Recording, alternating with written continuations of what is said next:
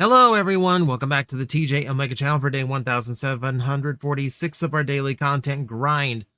You'll excuse me if I talk a little bit of tokusatsu today, because we got a full reveal for the next Project Red series, Omegahorn, and I have thoughts, so you'll excuse me if I indulge myself and talk about this just to get it off my chest, because I know a lot of people were asking me when I'm on my live streams lately, like, what'd you think? What'd you think? What'd you think? What'd you think?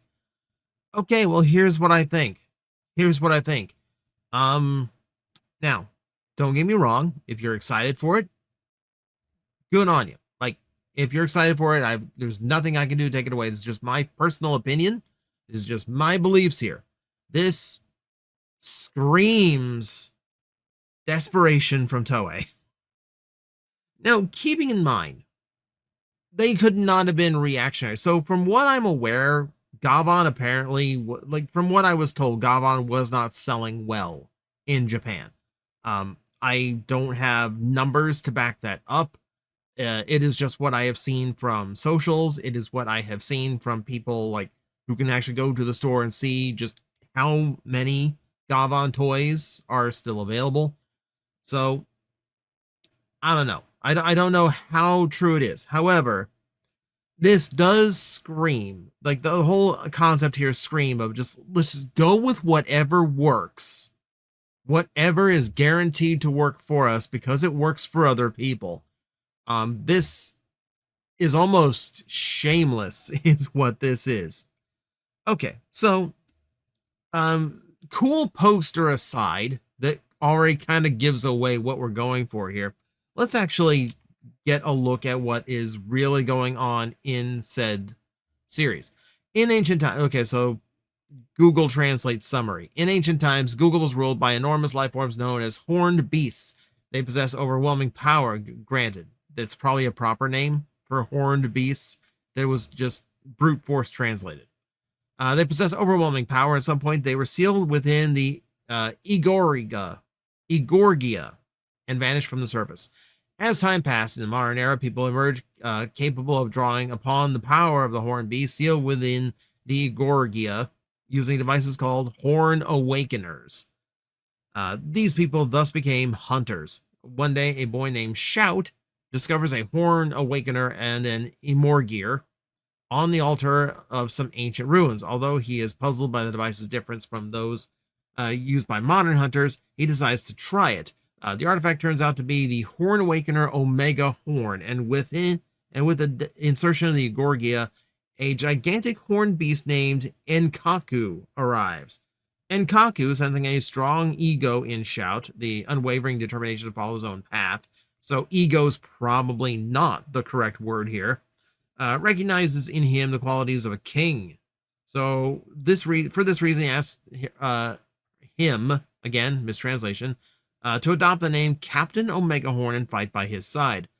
Throughout the story, numerous Gorgia appear along with numerous horned beasts contained within them. Hunters use these powers for various reasons: to fulfill their dreams, dominate others, or achieve their goals. Thus, they participate in intense hunter battles when they compete to seize Egorgia from their opponents. The work follows Shout's growth as he fights alongside Enkaku, strengthening and developing his ego, slowly becoming a true leader worthy of the power he has inherited. Okay, so if you haven't guessed by the summary and by the original trailer or the original poster from slide 1, this is just straight up Pokemon meets Monster Hunter. That is what they're going. They're essentially going for Monster Hunter, except they're essentially going for Pokemon, except the Pokemon are gigantic beasts every single time, and they are competing for each other's Pokemon. And if you think I am exaggerating about how Pokemon this is, here's the main protag, who genuinely looks like he's just a grown-up Ash. A grown-up Ash holding a massive gun. So our Omegahorn, or whatever this is called, because I'm not... Horn Awakener, I do not think is an accurate translation. It's a megaphone. We are dealing with toy megaphones here. Now, I will admit, as a weapon toy, that looks way better than what Gavon was swinging around. I think trying to make both one weapon be the morpher, the gun, and the robot was a massive mistake. I don't think that toy looked good in any of its forms because of all the extra things it had to do. It's overcomplicated. It's overcomplicated and it was messy. This does look a lot cleaner. As a toy gun, like weapon roleplay device, this looks a lot cleaner. Now, it's not going to do quite as much. I think what it does is not as interesting, but we'll get into that in a bit. So let me go to his actual transformed state. I don't know if we're calling this a Metal Hero or not. There are Metal Hero vibes to the aspects that we can see. However, he is just straight up, again, Ash Ketchum as a Metal Hero. You are looking at a jacket complete with a gigantic zipper up the front. It looks like he looks like a super mode out of Go Onger or Boon Boonger. He has a backwards baseball cap because that's iconic of Ash Ketchum. He's wearing high tops. My superhero's wearing high tops. And most of the outfit is cloth. And I feel like that is almost the designers going like, the Gavon suits are all chrome. These are going to require a lot of touch-ups after every stunt performance. These are going to require a lot of like replacement parts because this is going to scratch really easily. This is the counterpoint of like, yeah, it's just a cloth suit. We'll just stitch it up and he's good to go. I'm not a fan of this. This feels pandering. This feels like incredibly derivative, borderline plagiarism. I feel like for whatever like Nintendo lawyers went after Pal World, and I don't like Pal World from the get-go. But I feel like when Nintendo went after them, they ignored a legitimate case to go after ridiculous things. This also kind of feels like, let me really rephrase this. This looks like legitimate cause for concern. Yeah, I'm not a fan of this. Now, the beast itself looks cool. It definitely does look like something I would go after in Monster Hunter, especially one of the earlier games before they got like really involved with the monster designs. I mean, he looks fine. I'm not arguing the monster designs. In fact, I find the monster designs are the aspect of this I tend to enjoy the most. So let's go through. Let's just go through everything else that we got. So we got the initial starting cast. Our monster does have a human form, by the way, so he's not always going to be a rampaging beast. We also see a secondary has already been revealed with a gold and silver version of the megaphone. We've got the human form for his beast, which is strikingly similar, as if this entire toy line is designed to work off of one body shape. So we need the secondary to have a very similar beast. We also have a girl with a massive purple sword and no idea what she is or who she is. Now, given what we have seen of the toys, going to guess she is not another hunter. It looks like she is going to be probably most likely one of the first monsters that they capture. And I'll show you why once we get to like the whole toy end of this. So here's the actual toy of the megaphone itself. And again, I don't mind how it looks. I mean, it doesn't look as thrown together as Gavon's Changer did. So I give it credit there. I give it that much credit. And you are getting it in this full set. Now, you might have noticed, we seem to be using the exact same gimmick item as we did in Gavon. Now, here's the trick. They actually do point this out. Well, they do video demonstrations of these toys already. The megaphone does accept the Emor gears from Gavon, and these will also play more generic noise in Gavon's weapon. So, okay, there's at least some backwards compatibility there. It's weird for them to go with the same gimmick 2 years in a row. that's a little bit weird to me. They did that once in Super Sentai and kind of vaguely-ish, and it didn't go great from what I can remember. Just kind of fascinating going with something so similar. But I don't know. If you wanted so we've already seen the designs of the character as far as like, oh well, yeah, that's obviously very Pokemon inspired / ripped off. If you want a little bit more from Monster Hunter, we'll get to that in a second. um, but the batteries are making me think of it. I'm going to show you more batteries here in a minute, but I'll show you everything else the toys do. So the Megaphone itself does have a mode that turns into a spaceship. So he does have like a flight mode. So there is that. It also combines with a beast in order to form this giant cannon on his back. The cannon itself has several points where other things can combine onto it, which is where we're going to be getting a lot of the gimmickry of the toy line. And I'll show you what some of those look like that they've already announced. Here's the proof of the Monster Hunter ripoff. I got my slides backwards before. This would have been a much better build-up if I had gotten these slides correct. Yeah, those icons of the monsters, that's straight up Capcom's. That's exactly what Capcom does for its Monster Hunter creatures. This is shameless. This is absolutely shameless at this point. Yeah. It just kind of screams of these are the most popular things in Japan, so we'll rip off both at the same time and pray to God someone buys it. But yeah, you can see they plug onto the top. It's not as good of an integration as Gabon had. Batteries just kind of sticking out the top of the whole thing. But hey, it's working, I guess. I guess keeping it simple is a little bit more of the goal here. I kind of agree with that goal. We've already marketed the secondaries, beast, and weapon combo. I do like the marbling that was done to the Megaphone here. I mean, it looks more like something out of an ancient ruin. Like it has like a really cool look to it that I actually really like. They also showed a third one, which is a lot darker in color scheme, like black trim paint, beige, instead of any like interesting, like cool poppy color. So no idea what that is for yet. It's good to note here, I'm going off of a lot of images and the video examples that they gave.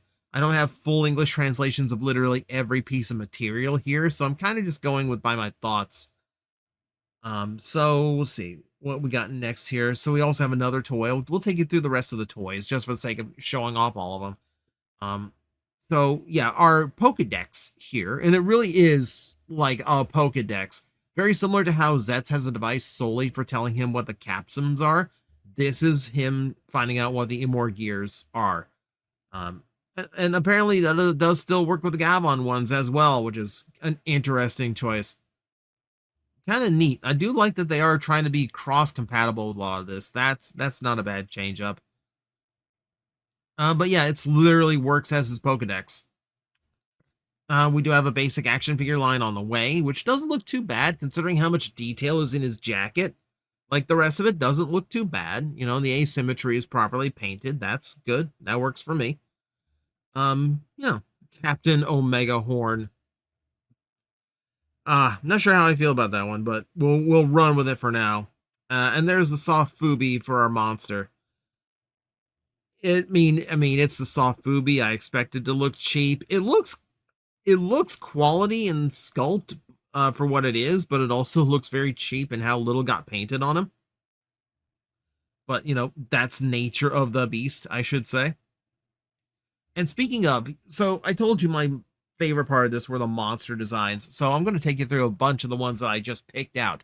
Now, granted, Toei on the official website showed off a ton of these. An absolute ton of these. I am taking you through the ones that just piqued my interest, like this giant sickle bird, for instance. It looks like a chocobo crossed with a kabutops, and I kind of love this. This looks really, really cool. I like this one a lot. We have a snake scorpion. That's a fascinating one, a really creepy looking one. I like him. We have a shogun tortoise made of stone. That's again a really cool monster design. We have a punchy kangaroo that reminds me of Brachydios, my favorite Monster Hunter monster. We have a beetle with a flail on its horn. This is clever stuff. This is actually really cool, neat idea stuff.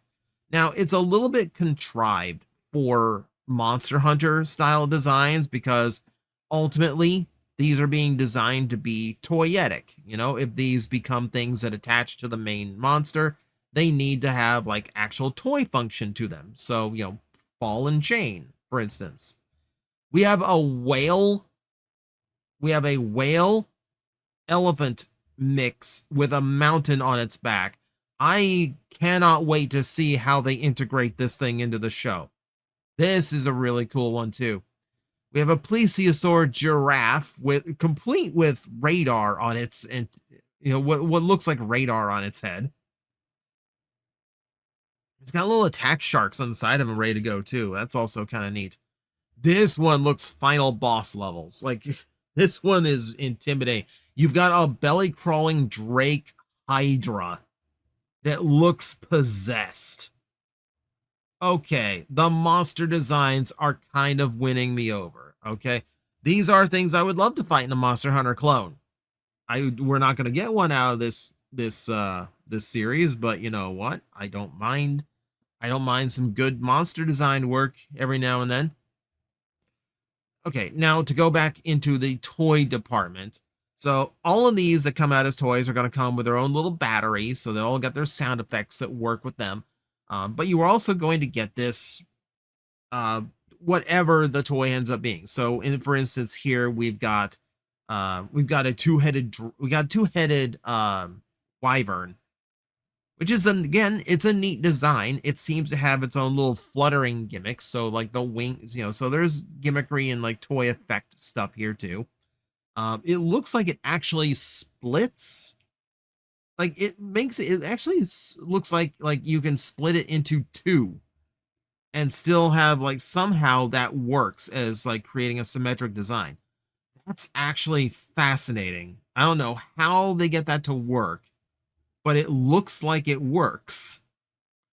Because you can see the double wings on the combined one. I can see where like there's extra ports on the legs, so it looks like some of the legs might be an outer shell that have inner legs inside.